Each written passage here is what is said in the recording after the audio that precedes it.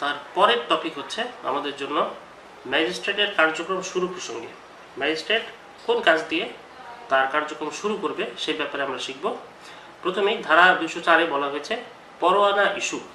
একটু আগে আমরা পড়লাম 203 ধারায় যে ম্যাজিস্ট্রেট যদি মনে করে অভিযোগটি ভিত্তিহীন তাহলে তিনি তা খারিজ করে দিবেন।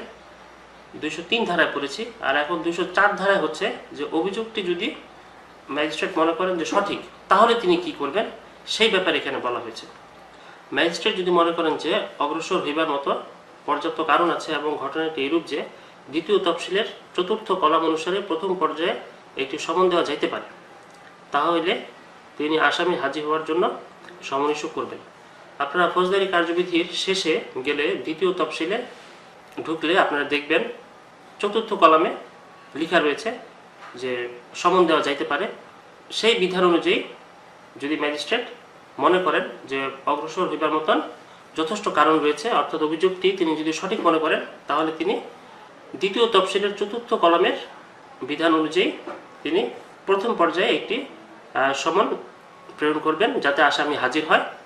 তারপরে বলা হয়েছে ঘটনায় যদি এরূপ প্রতীয়মান হয় যে উক্ত কলাম অনুসারে প্রথম পর্যায়ে পরোয়ানা দেওয়া উচিত, তাহলে তিনি পরোয়ানা দিতে পারিবেন এবং তিনি উপযুক্ত বলিয়া মনে করিলে আসামিকে কোনো নির্দিষ্ট সময়ে তাহার নিজের অথবা নিজের ইখতিয়ার না থাকিলে অন্য কোনো ইখতিয়ার বা ম্যাজিস্ট্রেটের নিকট হাজির করিবার বা হাজির হইবার জন্য সমন ইস্যু করিতে পারিবেন।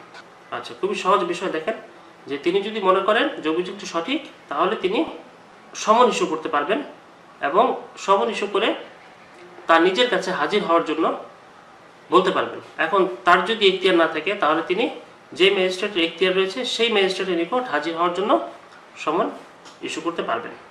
এখানে দুটি শর্ত রয়েছে। ফরিয়াদি সাক্ষীর তালিকা দাখিল না করলে সেই ক্ষেত্রে সমন বা পরোয়ানা ইস্যু করা যাবে না। আমরা 204 ধারায় পড়ছি যে পরোয়ানা ইস্যু, তো এই পরোয়ানা ইস্যুটি করা যাবে না যদি অভিযোগকারী সাক্ষীর তালিকা দাখিল না করে। এই বিষয়টি আমাদের মনে রাখতে হবে। তারপরে বলা হয়েছে লিখিত নালিশের উপর ভিত্তি করে সমন বা পরোয়ানার সাথে নালিশের একটি কপি সংযুক্ত করতে হবে। অর্থাৎ মোকদ্দমাটি যদি গ্রহণ করা হয় লিখিত নালিশের উপর ভিত্তি করে, তাহলে সেক্ষেত্রে যে পরোয়ানা বা ওয়ারেন্ট ইস্যু করবে ম্যাজিস্ট্রেট সেই পরোয়ানার সাথে একটি করে ওই নালিশের ফটোকপি সংযুক্ত করে দিতে হবে। এখানে আমাদেরকে একটি বিষয় মনে রাখতে হবে, যথাযথ কোর্ট ফি দাখিল না করলে সেক্ষেত্রে ম্যাজিস্ট্রেট নালিশটি খারিজ করে দিবেন। অর্থাৎ এখানে কোর্ট ফির কথা বলা হয়েছে, কোর্ট ফি দাখিল করতে হবে। কোর্ট ফি দাখিল না করলে মামলাটি খারিজ হবে। তারপরে 205 ধারায় বলা হয়েছে আসামি ব্যক্তিগত হাজিরা থেকে অব্যাহতি। আসামি সঙ্গত কারণ দর্শাইয়া ব্যক্তিগত হাজিরা থেকে অব্যাহতি চাইলে আদালত তাকে অব্যাহতি দিতে পারেন। সেক্ষেত্রে আদালত আসামিকে আইনজীবীর মাধ্যমে হাজির হওয়ার জন্য নির্দেশ দিবেন।